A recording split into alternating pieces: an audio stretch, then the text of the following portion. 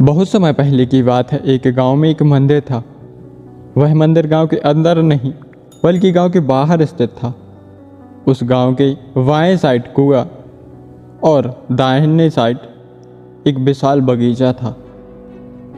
उस बगीचे में साधु महाराज अपनी एक कुटिया बनाकर रहा करते थे। वे वहीं पर रहते, दान दक्षिणा लाकर वहीं अपना जीवन यापन करते रहते थे। जो भी दान उनसे अधिक होता गरीबों में बांटकर उनकी भूख शांत किया करते थे। इसी गांव में एक कबाड़ी चोर भी रहता था। वह चोर युवा था, जवानी के उभार पर था और साधु जवानी के उतार पर थे। चोर खाते पीते घर का बेटा था। उसके बाप के पास बहुत अच्छी दौलत थी, लेकिन वह गलत संगति में पड़कर चोर बन गया। चोर अपने ही गांव में छोटी मोटी चोरी किया करता था। लोग उसे कबाड़ी चोर कहते थे क्योंकि वह छोटी छोटी चोरी ही करता था। उसकी चोरी करने से लोगों को दुख अधिक होता था, हानि कम होती थी। चोर को लाभ कुछ नहीं, परेशानियां दुनिया भर की होती थी। चोर ने सोचा मंदिर के चढ़ावे से साधु की थैली भरी पड़ी है, क्या करना है उसे उस थैली का। वह संपत्ति भी मुफ्त की संपत्ति है, खून पसीने की होती तो कोई बात नहीं। अब उसने साधु महाराज की कुटिया पर आना जाना शुरू कर दिया। वे साधु महाराज उस चोर की बगुला भगत श्रद्धा देखकर गदगद हो गए। चोर मुँह में राम बगल में छुरी लेकर दिन रात साधु महाराज की सेवा किया करता था। वैसे साधु भी जानते थे कि यह चोर कोई बड़ा चोर नहीं है, कबाड़ी चोर है। दिन में इसे हाथ नहीं डालना है, रात में मुझे इसको घास नहीं डालनी है, इसलिए मेरी थैली का बाल बांका भी नहीं कर सकता।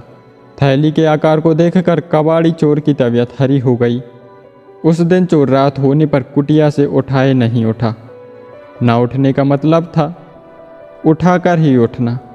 दाव में कबाड़ी चोर और बचाव में साधु महाराज रात भर करवट पर करवट बदलते रहे। जब झाड़ी में मुर्गे ने बांग दी तो साधु महाराज की जान में जान आई। अगले दिन से साधु महाराज रात को थैली बाहर रख देते और सुबह भीतर रख देते। साधु रात भर खर्राटे भर कर सोते रहते। चोर रात भर थैला ढूंढता रहता और ढूंढते ढूंढते थक जाता। घनघोर अंधेरी रात में साधु की आत्मा ने कहा, तू पापी महात्मा है, उस थैले से तेरा क्या लगाव, बेचारे चोर का भला कर। उसी रात चोर की आत्मा ने भी कहा, 2 आँख 2 हाथ 2 पैर हैं, भगवान ने तुझे इतना सब कुछ दे रखा है, तू उनका दुरुपयोग मत कर। चोरी के चक्कर में पड़कर अपनी ज़िंदगी को गंवा रहा है। चोरी से तौबा तौबा कर। करने वाला क्या नहीं कर सकता। जब तक नियत में फितूर रहेगा तब तक भाग्य भी तुझ पर मेहरबान नहीं होगा। एक लंबी जिंदगी इस थैले के सहारे कितने दिन कटेगी, और लेने के देने पड़ गए तो। उस रात साधु ने वह थैला बाहर नहीं रखा। सुबह साधु महाराज ने देखा तो वह थैला वहीं के वहीं रखा था, लेकिन आज वहाँ वह कबाड़ी चोर नहीं था। उस चोर ने अपनी अंतरात्मा की बात सुनकर अपने आप को परिवर्तित कर लिया। साधु महाराज उसी गांव में भिक्षा लेने के लिए जा रहे थे। तभी उन्होंने देखा कि वह व्यक्ति एक खेत में कड़ी मेहनत कर रहा है और अपने खून पसीने से वह खेत को जोत रहा है। जब साधु महाराज ने उस व्यक्ति को देखा तो वे समझ गए कि यह व्यक्ति अब अपने जीवन में कभी भी चोरी नहीं करेगा और अपने जीवन को ईमानदारी से ही आगे सफल बनाएगा।